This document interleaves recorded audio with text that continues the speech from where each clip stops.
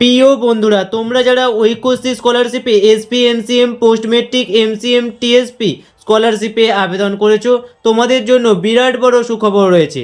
কিছুদিন ধরেই তোমরা বারবার কমেন্ট করে জানাচ্ছিলে, দাদা অনেক দিন তো হয়ে গেল, এখনও লট দেওয়া হচ্ছে না কেন।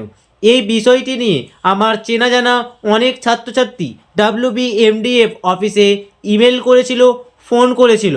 WBMDF অফিসের তরফ থেকে রীতিমতো জোর গলায় ছাত্রছাত্রীদের জানানো হচ্ছে 10 দিন ধৈর্য ধরে অপেক্ষা করতে। এই 10 দিনের মধ্যে যদি লট না পড়ে সেক্ষেত্রে WBMDF অফিসে জানাতে।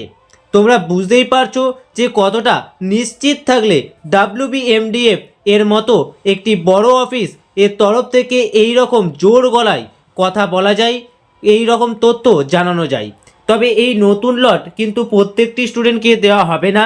এই মুহূর্তে যাদের waiting for lot generation status দেখাচ্ছে তাদেরই কিন্তু এই স্কলারশিপের টাকা বা এই লট দেওয়া হবে। আশা করি তোমরা সবটাই বুঝতে পেরেছো। তবে তোমাদের মধ্যে কাদের status waiting for lot generation রয়েছে অবশ্যই কমেন্ট সেকশনে কমেন্ট করে জানিও।